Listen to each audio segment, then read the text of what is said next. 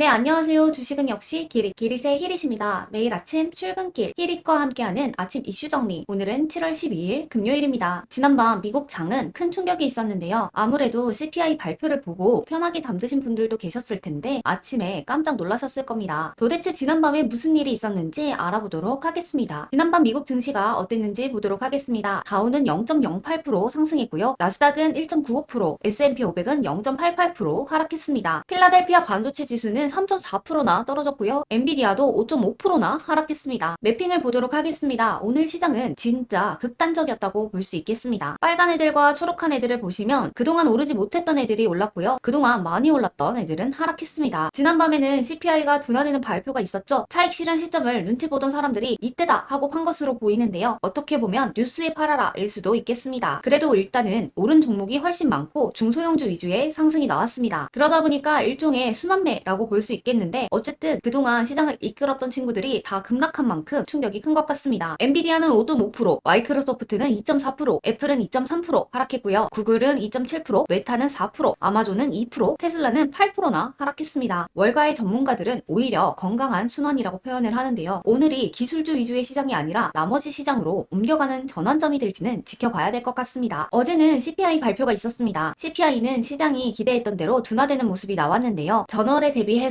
0.1%가 상승할 것이라고 예측을 했었는데 오히려 0.1%가 하락한 모습이 나왔습니다. 이렇게 마이너스를 기록한 모습은 2020년 5월 이후로 4년 만에 처음이라고 합니다. 그리고 근원 소비자 물가지수도 전년 동기와 비교하면 3.4%를 예측했지만 3.3%가 나오면서 둔화되는 모습이 나왔습니다. 한편 신규 실업수당 청구 건수는 22만이 나왔는데요. 예측치인 23만보다 적게 나왔고요. 그리고 연속 실업수당 청구 건수도 예측했던 것보다 더 낮게 나오면서 노동시장은 강한데 물가는 잡히는 골디락스 상태를 보였습니다. 그래서 채권금리도 확 떨어졌고요. CPI가 둔화되다 보니까 9월에 금리를 인하하는 확률도 92%까지 올랐습니다. 어제까지만 해도 70%대였는데 큰 폭으로 상승했습니다. 유가는 1%가량 상승했는데요. 금리 인하가 시작이 되면 경제 성장이 촉진되니까 원유 수요도 늘 거야 라는 기대감이 나왔기 때문입니다. 그리고 구리 같은 경우에는 어제는 소폭 상승하는 모습을 보였지만 오늘은 2% 가까이 떨어지며 급락했습니다. 그럼 어떤 특징들가 있었는지 세 가지를 보도록 하겠습니다. 먼저 첫 번째는 8.4%나 떨어진 테슬라인데요. 테슬라가 이렇게 큰 폭으로 하락한 이유는 테슬라의 로보택시 일정이 8월 8일에 발표될 것이라고 했었는데 이게 10월로 밀릴 것이라는 블룸버그 보도가 나왔기 때문입니다. 참고로 이 기사가 나온 건 미국 시간으로는 오전에 나왔는데요. 일론 머스크가 반박을 하지 않았습니다. 원래쯤이라면 이미 X에 글을 올리고도 남았을 시간인데요. 그러다 보니까 투자자들은 이 소식을 사실로 받아들이고 이렇게 급락하는 모습이 나왔습니다. 다음은 델타항공입니다. 델타항공은 4%가량 하락했는데요. 장 전에는 10% 가까이 하락했었는데 그래도 좀 올라오면서 끝이 났습니다. 델타는 실적을 발표했는데 이번 분기 매출 가이던스가 낮게 나오면서 하락했는데요. 또 2분기의 순이익도 1년 전보다 30%나 감소했다고 합니다. 델타에서 이런 실적을 발표하다 보니까 다른 항공사 주식들도 좋지 않았습니다. 다음은 펩시코입니다. 펩시코도 실적을 발표했었죠. 2분기 실적에서 이익이 예상치를 상회하는 모습이 나오기는 했는데요. 매출에서는 기대 이하의 모습이 나왔습니다. 그러다 보니까 펩시코도 장 초반에는 하락세를 보이다가 그래도 반등하면서 끝이 났습니다. 그리고 오늘의 이슈를 보도록 하겠습니다. 어제 시간회에서 이슈가 된 소식이죠. 두산그룹이 사업 재편을 한다고 하는데요. 일단은 오늘장 해석을 봐야겠지만 나오는 분위기상으로는 두산이 사업 구조를 재편하면서 세 가지 분야에 집중할 수 있는 환경이 되었다라고 합니다. 하지만 두산 밥켓 같은 경우에는 가만히 있다가 두산 에너빌리티에서 두산 로보틱스로 옮겨가게 되었는데요. 그러다 보니까 두산 밥켓에는 좋지 않은 소식이다라는 분석이 있긴 했습니다. 어쨌든 오늘 어떤 모습을 보일지는 지켜봐야겠습니다. 그리고 최저임금이 확정되었는데요. 내년 최저임금은 1만 30원으로 만원을 돌파했다고 합니다. 그러면 주요 일정을 보도록 하겠습니다. 오늘 미국에서는 6월 생산자 물가지수가 발표가 되고요. 고려대 의대 교수진들이 휴진을 시작합니다. 그리고 JP모건과 시티그룹, 웰스파고의 실적 발표가 있을 예정입니다. 다음 주 월요일에는 대신증권에서 청약을 진행했던 엑셀 세라피틱스가 상장을 하고요. 일본 증시가 휴장입니다. 그리고 초복이라고 하네요. 중국에서는 3중 전회가 있을 예정인데요. 3중 전회는 중국 지도부가 향후 5년 동안 국정 운영의 마스터 플랜을 제시하는 자리라고 합니다. 그래서 어떠한 경제 정책 방향을 결정하는지는 체크해 봐야겠습니다. 그리고 골드만삭스와 블랙록의 실적 발표도 이어질 예정입니다. 그러면 전일 특징주를 보도록 하겠습니다. 어제는 XR과 OLED 관련주들이 좋았죠. 10일에 열렸던 갤럭시 언팩에서 삼성과 구글 동맹이 연내에 XR 플랫폼을 공개한다고 밝혔는데요. 그래서 이렇게 XR을 비롯한 메타버스 관련주와 OLED 관련주들이 상승했습니다. 하지만 장 초반에는 급격하게 올랐다가 오후 들어서 조금은 빠지는 모습이 나오기도 했습니다. 그리고 폴더블 관련주도 좋았습니다. 갤럭시 언팩에서 갤럭시 Z 플립 슬립과 폴드가 공개되면서 이렇게 관련주들이 상승했습니다. 다음은 밸류업 관련주입니다. 밸류업 프로그램이 시행 중인 가운데 증권사들의 2분기 실적도 좋을 것으로 예상이 된다고 하죠. 그러다 보니까 주주 환원 정책에 대한 기대감이 나오면서 증권, 보험, 은행 관련주들이 상승했습니다. 그리고 리튬 관련주도 좋았습니다. 칠레산 리튬이 미국의 IRA 혜택을 받을 수 있다는 소식이 나오면서 LG 에너지 솔루션과 포스코 그룹주 등 칠레 리튬 관련주들이 상승했습니다. 마지막으로는 전일 시간의 특징주를 보고 끝내보도록 하겠습니다. 시간회에서는 두산그룹의 주요 계열사들의 사업구조 재편이라는 굵직한 사건이 있었죠. 그래서 관련주들이 움직였습니다. 일단은 이러한 소식이 나오면서 두산이 8.4%가 상승했고요. 두산 로보틱스는 2.4% 상승했습니다. 두산 로보틱스와 두산 에너빌리티 같은 경우에는 소식이 나오면서 거래가 정지되었는데요. 어쨌든 그 사이에 두산 로보틱스는 2.4%가 상승했습니다. 그리고 시간외에서는 단골 손님이죠. 전력설비와 전선 관련주가 또 상승했습니다. 아무래도 7월 말에 있는 산일전기 상장을 앞두고 전력에 관한 관심이 이어지고 있는 모습입니다. 대원전선은 6.1%, 세명전기는 4.5%, LS 일렉트릭은 2.4%, 서전기전은 2.2% 상승했습니다. 그리고 한글과 컴퓨터 그룹주가 하락하는 모습이 나왔는데요. 한글과 컴퓨터 회장이 비자금 의혹이 나오면서 구속영장을 받았다는 소식이 나왔습니다. 그래서 한컴미드가 9.6%, 한글과 컴퓨터가 8.6% 하락했습니다. 그리고 HLB 그룹주들이 정말 많이 하락했습니다. HLB 그룹이 강암치료제의 재심사를 10월에 신청할 것이라는 일부 언론 보도가 있었는데요. 그런데 이 보도에 대해서 HLB는 제대로 확답을 주지 않고 형식적인 답변을 블로그에 공지했다고 합니다. 그러다 보니까 투자자들 사이에서는 한번 심하게 당했던 기억이 있어서인지 실망 매물이 쏟아졌다고 합니다. 그래서 HLB 생명과학과 HLB 파나진, HLB 테라퓨틱스와 HLB 제약, HLB가 모두 시간외에서 하한가를 기록했습니다. 그리고 이 외에도 HLB 그룹주들이 대부분 하락하는 모습이었습니다. 자, 그럼 여기까지 히릿과 아침 이슈를 정리해봤는데요. 그럼 오늘 정도 힘내시고요. 지금까지 히릿이었습니다. 빠이요.